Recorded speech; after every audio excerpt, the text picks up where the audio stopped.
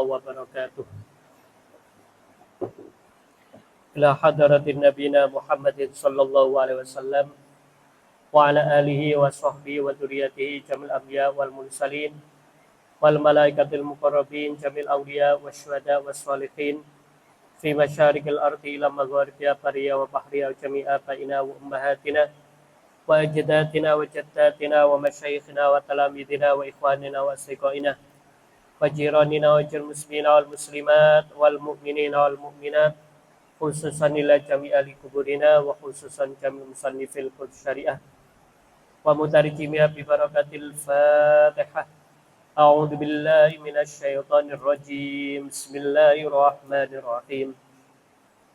Alhamdulillahi rabbil alamin arrahmanir rahim maliki yaumiddin. Iyyaka na'budu wa iyyaka nasta'in ihdinas siratal mustaqim. Siratal ladzina an'amta 'alaihim ghairil maghdubi 'alaihim waladdallin. Amin. Bismillahirrahmanirrahim. Alam nashrah laka sadrak wa wada'na 'anka wizrak alladzi anqadha dhahrak wa rafa'na laka dzikrak fa inna ma'al usri yusra fa idza faragta fansab wa ila rabbika farghab. Bismillahirrahmanirrahim. Alhamdulillahirabbil alamin.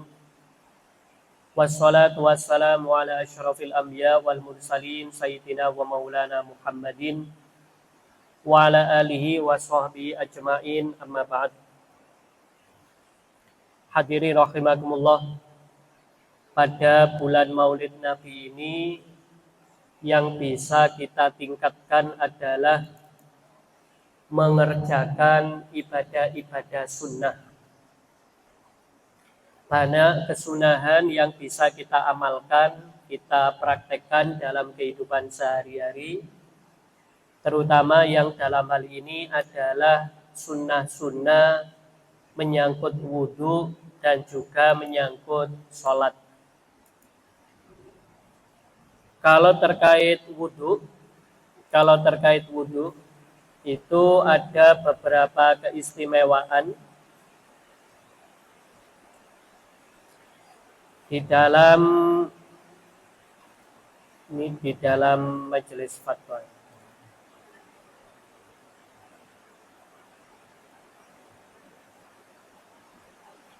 Ini ada beberapa hikmah kenapa seseorang itu disuruh untuk wudhu. Ada beberapa keistimewaan. Yang pertama adalah bisa melindungi diri dari setan. Karena pada dasarnya setan dibuat dari api, sehingga Rasulullah menyarankan kalau kita sedang emosi, sedang marah, maka disunnahkan untuk mendinginkannya dengan wudhu. Wudhu itu berasal dari kata ad-doa yang arti aslinya adalah indah, cerah, dan elok. Ini secara bahasa arti wudhu itu adalah indah dan cerah. Maka salah satu manfaat dari wudhu bisa menetralisir apabila kita sedang penuh amarah. Sedang marah, emosional, itu cara meredakannya dengan wudhu. Tapi kalau emosinya sudah meluap-luap, maka disarankan bukan hanya cukup wudhu, tapi di sini disarankan untuk mandi. Jadi kalau sudah memuncak, kemarahannya memuncak, biar nanti tidak terlampiaskan dengan buruk, maka nanti disunnahkan untuk mandi. Lalu yang kedua, orang yang wudhu itu menurut hadis bisa menambah usia dan cinta malaikat. Nabi itu pernah bersabda kepada sahabat Anas, "Ya bunayya, wahai anakku, asbigil wudu, sempurnakanlah wudu, yazid fi umrika, maka umurmu akan bertambah, wa yuhibbuka hafidhok, dan akan membuat dua malaikat penjagamu merasa senang. Kita ini memiliki malaikat hafadhah yang selalu mencatat, menulis, dan juga mengawasi kita setiap hari. Di sini dikatakan orang yang wudu akan menambah usia, paling tidak menambah barokahnya usia. Sehingga kalau kita ini wudu ada tambahan itu. Apalagi ada hadis lain yang mengatakan ketika seseorang wudu, maka dosa-dosa yang ada dari pendengarannya, penglihatannya, tangannya, dan kedua kakinya berguguran. Hadirin rahimakumullah, wudu itu persiapan kita masuk surga. Oleh karena itu, semua anggota tubuh itu dibersihkan sebagai persiapan menuju surga. Di surga itu nggak ada orang yang meso, nggak ada orang berdusta, nggak ada orang yang bertutur kata tidak baik. Maka disimbolkan dengan berkumur. Berkumur ini sebagai simbol lisan kita tidak keluar tutur kata yang buruk. Surga itu baunya harum. Maka tidak ada fungsinya kalau surga harum tapi hidung kita tidak fungsi. Sehingga dengan kita memasukkan air ke hidung, salah satu hikmahnya adalah sebagai simbol agar kelak kita bisa mencium aroma surga. Jadi aroma surga itu sudah bisa kita cium. Kita saja kalau mencium bau masakan, mungkin minyak wangi, bau-bau haruman yang lain itu senang. Apalagi nanti mencium bau surga. Lalu yang ketiga, wajah kita nanti mau ketemu Allah. Dalam hadis maupun Al-Quran dinyatakan orang kalau masuk surga dia berhak melihat Allah. Masalah berapa kali dia melihat Allah tergantung amalnya. Semakin tinggi derajat seseorang, semakin sering melihat Allah. Sebagai persiapan kita untuk melihat Allah, wajah kita ini dibersihkan saat wudu. Lalu kedua tangan, kita berharap dengan tangan kita ini dibasuh, maka kelak saat di akhirat kita dapat catatan amal itu pakai tangan kanan, tidak pakai tangan kiri. Memang umatnya Rasul itu terbagi jadi 3. Ada yang masuk surga tanpa hisab. Ini yang disebut oleh Al-Quran, was-sabiqun as-sabiqun ulaikal muqarrabun. Golongan as-sabiqin ini kalau masuk surga nggak pakai hisab, mereka langsung. Tapi problemnya adalah sullatum minal awwalin wa qalilum minal akhirin. Mayoritas generasi yang masuk surga tanpa hisab itu generasi masa lalu. Kalau generasi zaman sekarang ini sedikit sekali. Nah, di mana peluang kita? Peluang kita masuk yang kedua, yaitu fasaufa yuhasabu hisaban yasira. Dihisab tapi hisabnya ringan. Ibaratnya orang itu sama polisi itu diperiksa, tapi pemeriksaannya mudah karena taat aturan, surat-surat terpenuhi, dan tidak ada pelanggaran berarti. Sehingga dengan demikian mudah, hisabnya mudah. Ini yang disebut ashabul maimana atau ashabul yamin. Sullatum minal awwalin wa sullatum minal akhirin. Sebagian itu generasi masa lalu, sebagian lagi generasi zaman-zaman kita seperti sekarang. Lalu yang ketiga adalah yang dihisab dan nunggu syafaat. Jadi golongan terakhir inilah yang paling mengharapkan syafaat agar dia tidak jadi masuk neraka, tapi diangkat masuk surga. Sehingga dengan demikian hadirin rahimakumullah, tangan kanan ini kita doakan nanti seandainya kita dihisab, itu hisabnya yang mudah, tidak sampai hisab yang sulit. Adapun untuk kepala, masuk surga itu semua diberi mahkota. Jadi yang dapat mahkota itu bukan hanya yang hafal Al-Quran, siapapun masuk surga itu dikasih mahkota. Mungkin kalau sekarang itu siapapun yang diwisuda dikasih topi wisuda, sekalipun nilainya pas-pasan. Pokoknya siapapun kalau masuk surga maka dikasih mahkota. Nah, kita sudah persiapan sejak sekarang, kepala kita, nah ini kita basuh. Di sisi lain, kalau disunahkan, leher kita juga dibasuh sunahnya. Leher ini kita basuh karena memang dalam Al-Quran dikatakan belenggu-belenggu neraka itu nanti diikatkan ke leher.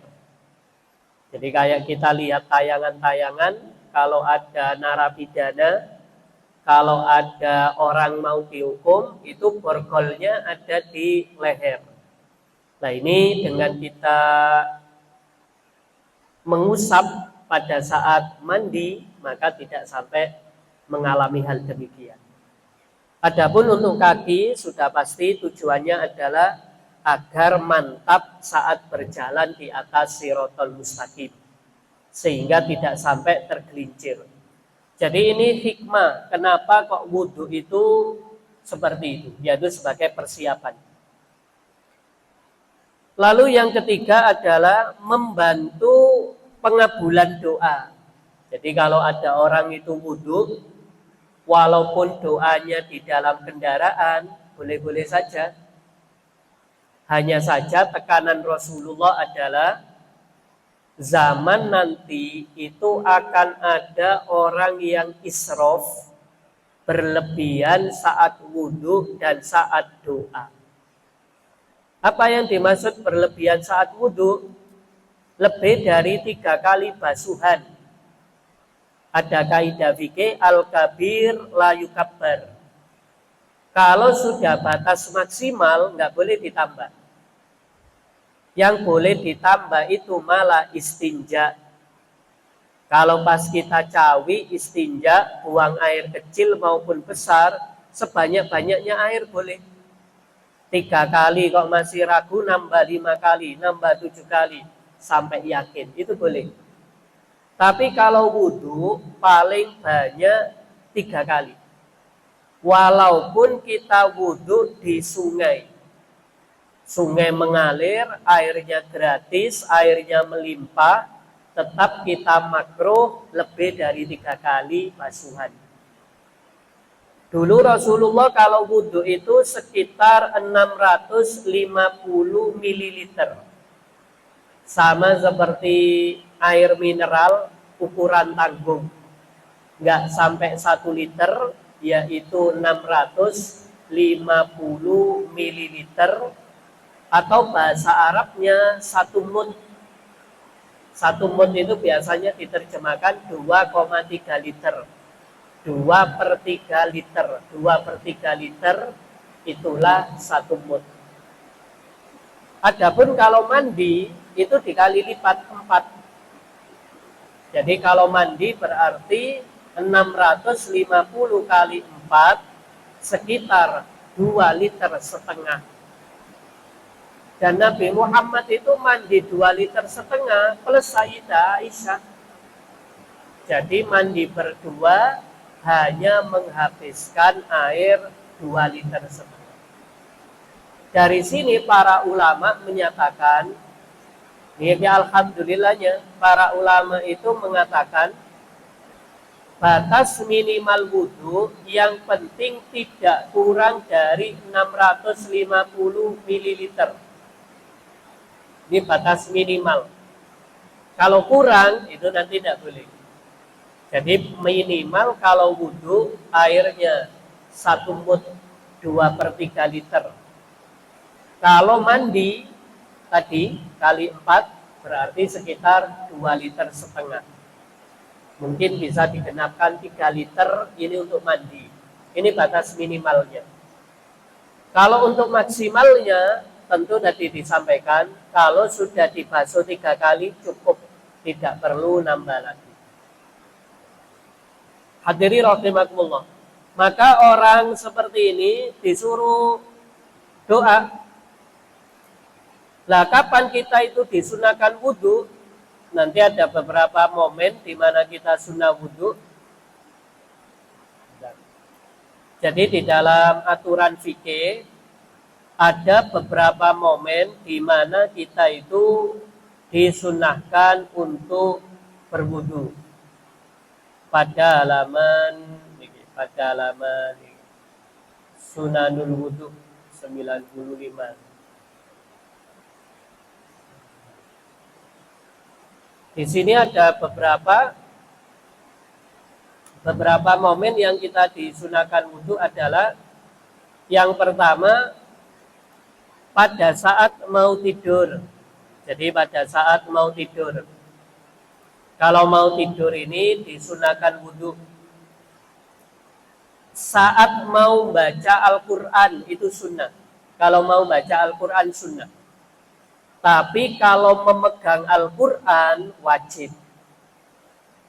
Orang kalau megang mushaf wajib dalam keadaan suci. Sehingga kalau tidak wudhu tidak sah. Kecuali nanti mushafnya itu mushaf terjemah. Kayak mushaf tapi isinya terjemah per kata. Itu berarti bukan mushaf Al-Quran. Itu namanya tafsir. Karena tafsir baik dalam bentuk fisik maupun digital, baik dalam bentuk fisik maupun aplikasi, kalau di situ ada tulisan bahasa Indonesianya, berarti tidak disebut mushaf, tapi disebut tafsir. Kalau tafsir, maka boleh dipegang meskipun kita batal.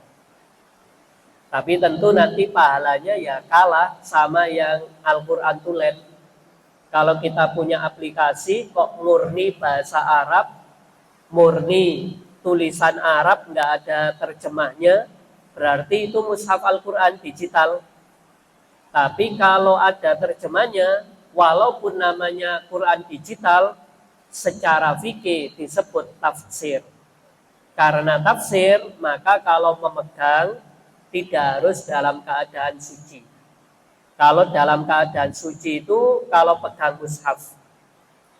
Waktu menghadiri majelis taklim juga disunahkan wudhu. Jadi kalau mau belajar, mau ikut kajian itu sunahkan wudhu. Waktu mau ziarah kubur juga sama. Ini beberapa kesunahan. Hadirin rahimakumullah. Lalu yang kedua, katanya hadis tadi, zaman nanti ada 2 orang berlebihan. Satu berlebihan saat wudhu, yang kedua berlebihan saat doa. Rasulullah ditanya, wahai Rasul, apa berlebihan saat doa itu? Yaitu orang berdoa terlalu spesifik, terlalu khusus. Jadi kalau minta jodoh itu nyebut nama orang. Saya kepingin nikahnya sama si A. Kalau butuh kendaraan nyebut merek. Kalau apa, pokoknya nyebut spesifik. Apakah boleh? Boleh, tapi itu oleh Rasulullah disindir berlebihan. Seakan-akan kita mendikte Allah, ini loh jenis kendaraan ini loh ya Allah yang paling baik. Istri ini loh ya Allah yang paling baik. Profesi ini loh ya Allah paling baik. Seakan-akan seperti itu. Secara hukumnya boleh-boleh saja jadi disindir oleh Rasulullah, masuk kategori berlebihan. Sama seperti orang wudhu, kalau lebih dari 3 kali basuhan, wudhunya tetap sah, tapi dihukumi makruh. Lalu apa manfaat yang lain? Persiapan terbaik untuk meninggal itu adalah wudhu. Karena ada hadis mengatakan, barang siapa meninggal dunia dalam keadaan punya wudhu, berarti tidak batal, maka diberi pahala mati syahid. Jadi mati syahid akhirat, pahala syariat ini, pahala syahid akhirat diberikan kepada orang yang wudhu. Kalau nanti dia meninggal dunia dalam keadaan suci. Satu lagi di sini dikatakan kita disuruh mengulang-ulang wudhu. Ini tentang masalah wudhu. Tentu untuk kesunahan wudhu itu banyak, tapi secara umum kesunahannya itu ada 3. Kesunahan sebelum wudhu. Jadi ini dikatakan membaca ta'awudz bismillah. Waktu kita membasuh telapak tangan, ketika mau berkumur atau mau memasukkan air ke hidung, maka kita niat melakukan sunnah dulu. Saya niat melakukan sunnah wudhu. Lalu telapak tangannya dibasuh, kemudian berkumur. Ini ada doa membaca ta'awudz, a'udzubillahi minasyaitonirrajim, plus membaca bismillah. Jadi minimal kalau kita wudhu, minimal itu bismillah. Bagaimana kalau lupa? Selama kita belum selesai wudhu, tetap disunahkan baca basmalah. Misalnya kita waktu basuh kaki baru ingat belum baca bismillah, ya suruh baca bismillah tetap. Untuk redaksinya boleh bismillahirrahmanirrahim, boleh bismillahi awalahu wa akhirahu. Bismillah di awal dan di akhir. Dan lagi nanti disuruh siwakan. Ini contoh kalau contoh pada saat sebelum wudhu. Kalau ketika wudhu, apa sunah-sunahnya ketika wudhu? Misalnya di sini memperluas jangkauan. Karena anggota wudhu ini nanti akan diberi cahaya oleh Allah, maka semakin luas area jangkauan, cahaya kita kelak di akhirat semakin terang. Tapi kalau kita basuhnya hanya sedikit, ngusapnya hanya sedikit, maka tentu juga yang didapat juga sedikit. Ada lagi mualah. Mualah ini berkelanjutan. Mualah itu sunnah, tidak wajib.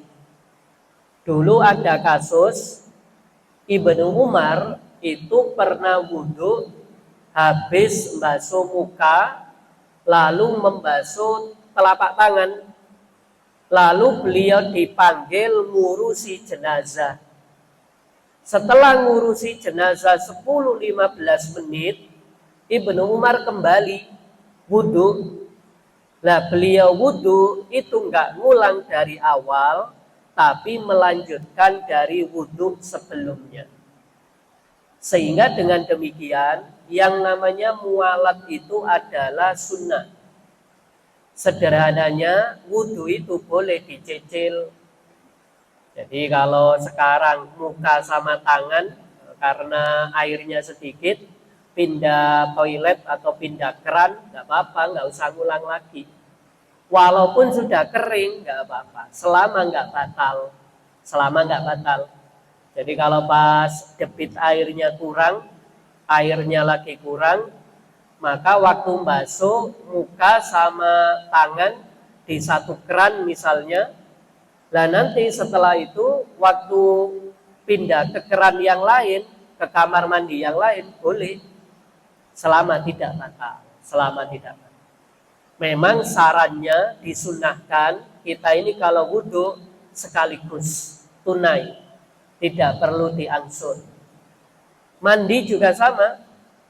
Kalau ada orang mandi besar males, bisa dicicil. Oh, sekarang saya mandi kepala dulu, besok pagi tinggal badan. Itu boleh.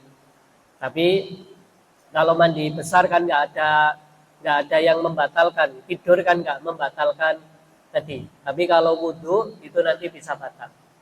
Tapi kalau mandi besar itu tidak batal gara-gara orang tidur. Kalau tidur itu nggak membatalkan mandi besar. Hadirin rahimakumullah. Ada lagi kesunahan di sini adalah ini tentang doa. Doa yang disarankan selain doa yang biasa kita baca, asyhadu alla ilaha illallah wahdahu la syarikalah wa asyhadu anna muhammadan abduhu wa rasuluh. Allahumma ij'alni minat tawwabin waj'alni minal mutatahhirin waj'alni min ibadikas sholihin. Lah perlu ditambah surat Al-Qadar, yaitu inna anzalnahu fi lailatul qadar 3 kali. Baca, lalu membaca ayat kursi, lalu membaca qul huwallah. Nah, kalau kita sempat boleh sholat li syukril wudhu. Jadi kalau kita habis wudhu, kita bisa sholat itu 2 rakaat dengan 3 niat. 2 rakaat tapi niatnya 3. Niat qobliyah zuhur, niat tahiyat al masjid, niat li syukril wudhu, langsung 3 boleh. Jadi kalau niat itu nggak harus 1, langsung 3 boleh. Yang nggak boleh niat double itu kalau niat sholat wajib, itu yang nggak boleh. Tapi kalau sunnah itu boleh. Boleh niatnya itu di double-double. Adapun untuk ngomong saat wudhu itu tidak membatalkan, hanya makruh. Kalau ada orang sedang wudhu kok ngobrol, ada orang wudhu lalu berbicara, wudhunya tetap sah, hanya makruh. Dilarang menampar wajahnya dengan air. Mungkin gara-gara ini terlalu keras sehingga saat mengusapkan air ke wajah ini tidak boleh dengan cara yang keras maupun kasar. Dilakukan dengan cara yang lembut. Ini lagi, memang disarankan kalau wudhu itu dalam kondisi duduk, ini memang sunnahnya itu duduk. Sehingga orang kalau wudhu itu duduk dan jaraknya agak tinggi. Sehingga tidak sampai kena cipratan. Ada yang lain di sini adalah tidak boleh untuk ngelap, kecuali nanti ya. Kecuali nanti kalau ada udzur ini tidak boleh ngelapi bekas wudhu. Kalau nanti justru malah disarankan bekasnya wudhu itu bukan dilapi tapi malah diminum. Kalau di sini malah disuruh minum. Di sini dikatakan minum sisa air wudhu. Tentu nggak banyak yang diminum, hanya sekedar tetesan-tetesan. Nah ini untuk wudhu. Hadirin rahimakumullah. Lalu bagaimana dengan sholat? Sholat itu sunnahnya juga sama. Ada sunnah sebelum sholat, sunnah setelah sholat, dan sunnah di dalam sholat. Misalnya yang pertama, sutro. Kalau kita azan itu butuh pembatas. Pembatas yang terbaik itu dinding. Jadi kalau kita sholat kok menghadap dinding, itu yang paling baik. Satir yang paling bagus itu dinding. Setelah dinding nanti cagak tiang. Nah ini yang kedua. Lalu yang ketiga berupa benda. Kalau zaman Nabi dulu itu pakai pisau, nah ini pakai benda apapun. Baru opsi terakhir itu adalah sajadah. Jadi sajadah garisan itu terakhir. Kalau kita lihat di beberapa masjid itu sudah mulai dibuatkan sutro. Sehingga orang kalau dia sholat di tengah masjid dikasih sutro dulu.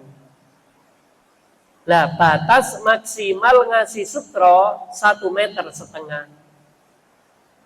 Jadi kalau kita sholat, jarak sutronya itu paling jauh 1,5 meter. Maknanya apa? Kalau kita lewat di depan orang sholat, kira-kira radiusnya lebih dari 1,5 meter, maka tidak dosa. Jadi kalau kira-kira radiusnya lebih dari 1,5 meter nggak dosa kalau dia nggak pakai sutro. Kalau seperti ini jelas sudah ada softnya. Kalau sudah ada garis softnya, selama kita tidak di dalam jangkauan atau di dalam garis, tidak masalah. Jadi walaupun jaraknya dekat, asalkan itu di depan garis, di depan sajadah, maka dianggap tidak lewat di depan orang sholat. Jadi yang menjadi acuan itu adalah sutrohnya. Sutro itu bisa berupa benda, kayak mungkin dibuat kayak kayu atau apa.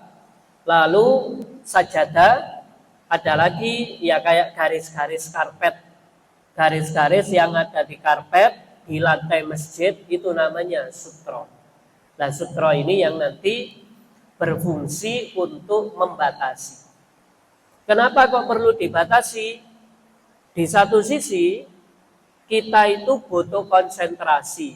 Sholat itu butuh khusyuk. Makanya, untuk membatasi pandangan, kita kalau sholat itu disuruh melihat tempat sujud. Kita boleh tidak melihat tempat sujud itu dalam 2 sesi. Sesi ketika tahiyat. Jadi waktu kita tahiyat, lalu ngangkat jari telunjuk, saat ngangkat jari telunjuk itulah kita tidak lagi melihat tempat sujud, tapi melihat jari kita. Melihat jari, simbol tauhid. Lalu yang kedua, kalau sholat jenazah. Kalau sholat jenazah juga nggak perlu lihat tempat sujud, boleh lihat kerandanya tadi. Ini ada 2 sesi di mana kita tidak melihat tempat sujud. Bagaimana kalau memejamkan mata? Memejamkan mata itu boleh dalam 2 kasus juga. Satu, kalau untuk membantu konsentrasi. Mungkin dia sedang ngimami, baca ayat tertentu yang khawatir lupa, akhirnya dia memejamkan mata untuk membantu konsentrasi, boleh. Atau yang kedua, di depannya itu ada pandangan-pandangan yang mengganggu. Mungkin ada jamaah yang bajunya ada kaosnya, jamaah ada gambarnya, jamaah itu ada yang gambarnya, tulisannya. Yang gambar atau tulisan tadi membuat seseorang nggak khusyuk.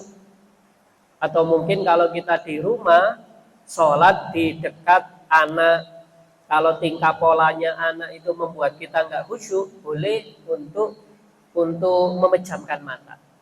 Jadi selama memejamkan mata itu ada kompensasi khusyuk, tidak apa-apa. Tapi kalau nggak ada kompensasi khusyuk, sama saja, maka lebih baik disuruh untuk membuka mata, biar matanya juga dapat pahala. Hadirin rahimakumullah. Lalu di sebelum sholat juga azan. Perlu dipahami, azan itu bukanlah Al-Quran. Karena azan itu bukan Al-Quran, karena azan bukan Al-Quran, maka tidak harus mengikuti tajwid. Kalau tajwid kan ada aturannya. Kalau ini dibaca panjang, paling panjang 7 huruf, 14 harokat. Tapi kalau ada orang azan, suaranya panjang, bisa lama lebih dari 14 harokat, ya boleh. Karena azan itu zikir, orang yang azan gak harus suci. Jadi kalau ada orang batal itu boleh azan, boleh tidak Pak? Tidak harus suci. Tidak harus suci untuk azan.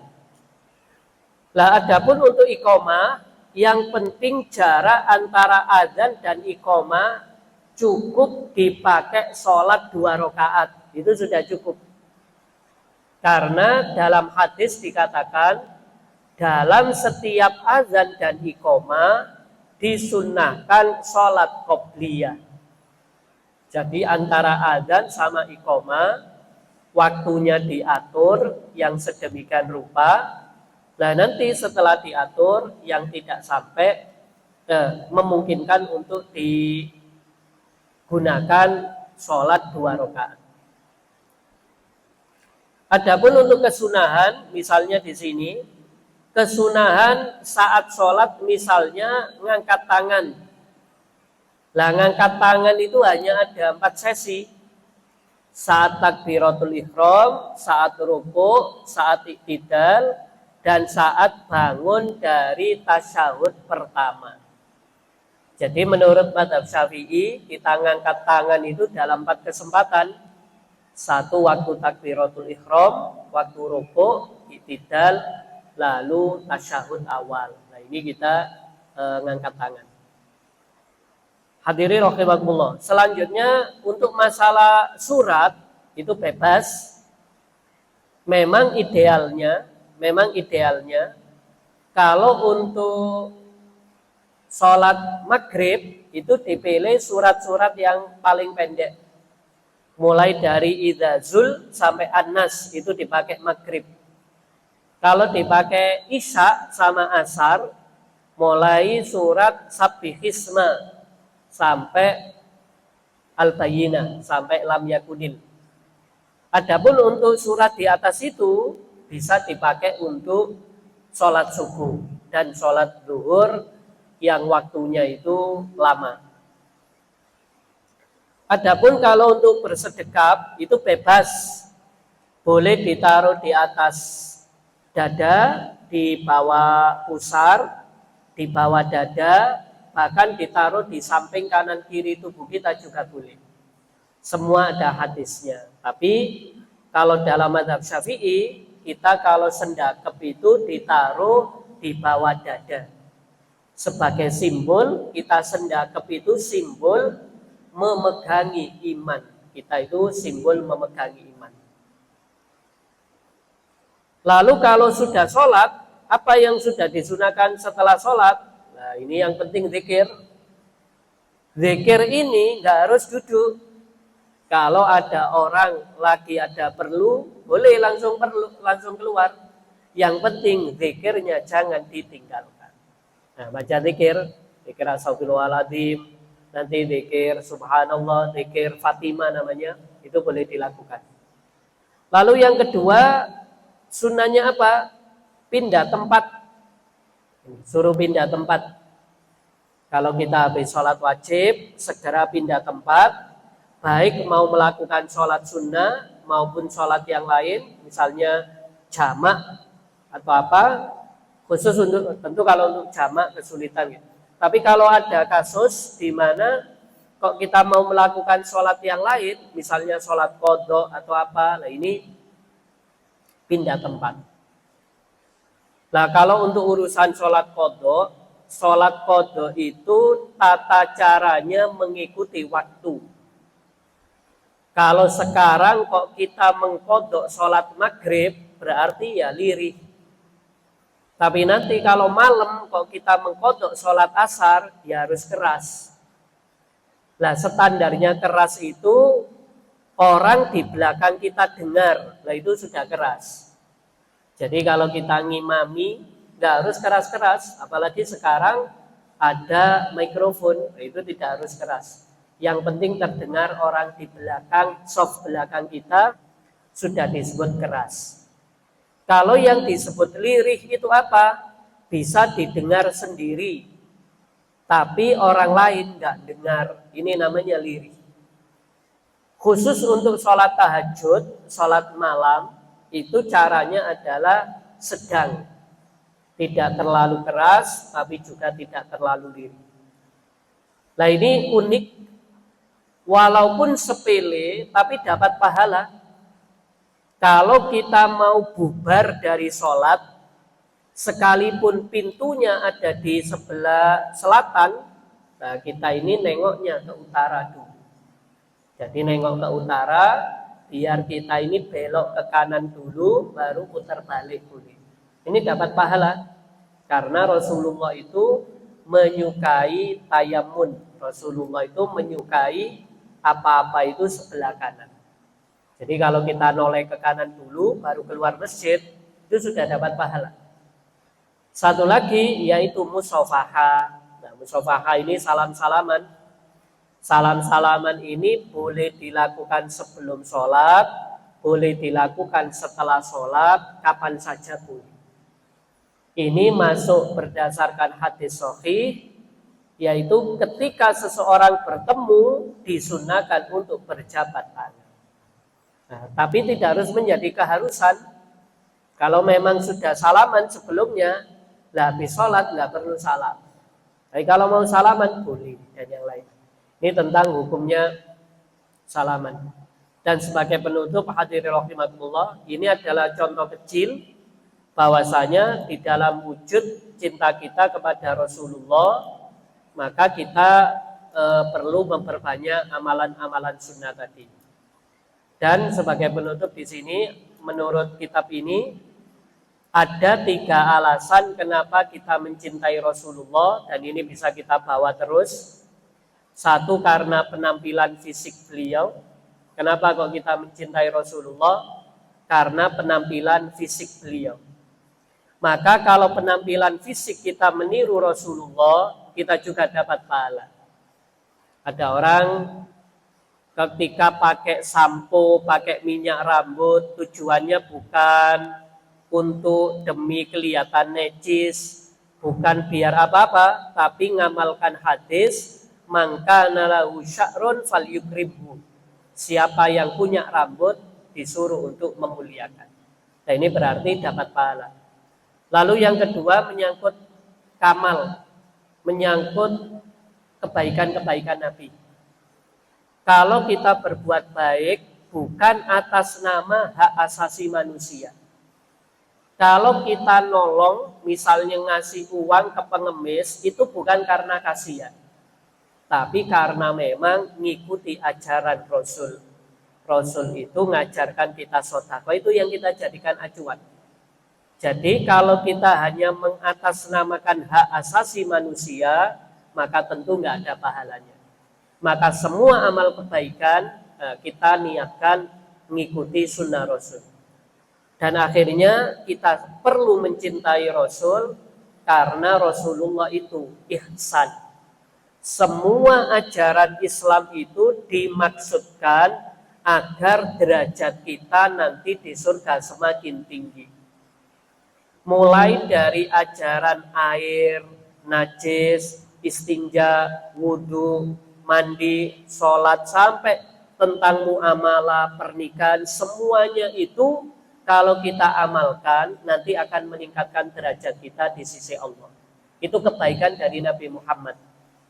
Lalu yang kedua, Nabi Muhammad ini syafaat. Nah, ini yang tentu kita harapkan bagi orang yang tadi amal solehnya sedikit, amal buruknya banyak, maka syafaat berupa pengentasan yang semula resiko masuk neraka berubah jadi tidak masuk neraka.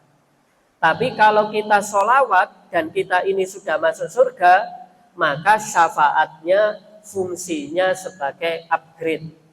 Kalau sebelumnya itu surga level 2, gara-gara sering sholawat, maka oleh Rasulullah diberi syafaat naik kelas bintang 3. Nah ini, jadi semua umat Rasulullah itu dapat syafaat, hanya jenis syafaatnya nanti ada yang berbeda-beda.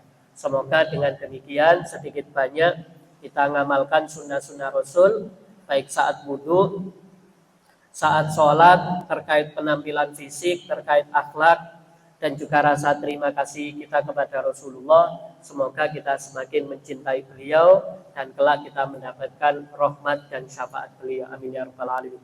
Bismillahirrahmanirrahim. Alhamdulillahirabbil alamin. Allahumma alimna ma yanfa'una wanfa'na bima 'allamtana. Rabbana atina fid dunya hasanah fil akhirati hasanah. Bi barakatil Fatihah. Walafu minkum. Wassalamualaikum warahmatullahi wabarakatuh.